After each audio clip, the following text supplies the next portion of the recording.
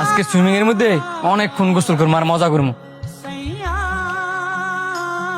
ভাই তুই নোংরা কাপড় লয়ে সুইমিং পুলে নামিস না, ফাইন্ডা ময়লা হয়ে যাবো গা। আমি যদি আগে জানতাম তুই আর লগ করে কক্সবাজার নিয়ে আইবি, তাহলে আমি কক্সি গেলাম হইলে না। নিয়ে আইসা জিনিস ভালো কথা, মাইনা নিলাম। জেনে যাস এনি লয়ে যাস, এটাও মাইনা নিলাম। এখন কি নোংরা কাপড় লইয়া আমগো লগে সুইমিং পুলে নামবো? কোন ধরনের কথা কস? ময়লা কাপড় চোপড় ফুরছে দেখে কি সুইমিং পুলে নামতে পারতো না? এত কিছু যেহেতু মাইনা নিছস, এটাও মাইনা নি।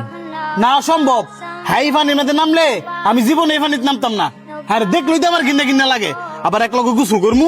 বন্ধু আমার ভুল হইছে, তোমরা গোসল করো, আমি রুমে যাইগা। আসলে আমি এই জায়গার যোগ্য না। তুই হারো দেখছানি, তুই আজকা কটা টিয়ার অহংকারে অন্ধ হয়ে গেছিস গা। তুই সুইমিং পুলের গভীরতা মাপতে পারবি, কিন্তু তুই যে তার মনে কষ্ট দিছস, ওই কষ্টের গভীরতা কিন্তু মাপতে পারবি না। আমি কোনো কিছু ভুল বলি নাই, যার যোগ্যতা যেন সে সেই জায়গায় থাকবো। কিসের যোগ্যতা? আজকে তোর বাবার কয়টা টিয়া আছে, তাই তুই বড় লোক, কিন্তু অন্তরে টাকা না থাকলেও তার বিশাল বড় একটা মন আছে। ওই মন কেনার যোগ্যতা তবে 14 গোষ্ঠীর কারণে। তুই হয়তো বা ভুলে গেছিস গা, কয়েক বছর আগে যখন তুই বাইক অ্যাক্সিডেন্ট করছিলি, তোর বাপের এত টিয়া থাকলে কি হইব? এই টিয়া কিন্তু কোনো কাজেই লাগে নাই।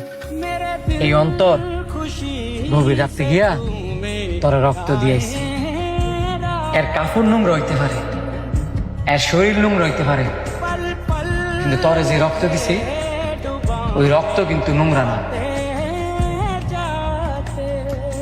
শোন বন্ধু, লাইফে আজকে আছে তো কালকে নাই, কিন্তু স্বার্থ ছাড়া বন্ধু লাইফে অনেক দরকার। স্বার্থ ছাড়া বন্ধু যদি একবার জীবন থেকে হারায় যায়, কোটি কোটি টিয়া দিও হয়তি না। তুই সুইমিং করলে করবি, না করলে না। আমি অন্তরে ছাড়া সুইমিং করতাম না। আসলে বন্ধু আমি টিয়ার অহংকারে অন্ধ হয়ে গেছিলাম গা। তুই আমার কথা কিছু মনে করিস না।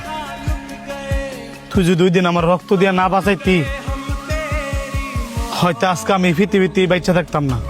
এই বুকা, তুই এইসব কি কস? আমি তো মাত্র একটা উচিল্লা, বাসানির মালিক তো আল্লাহ।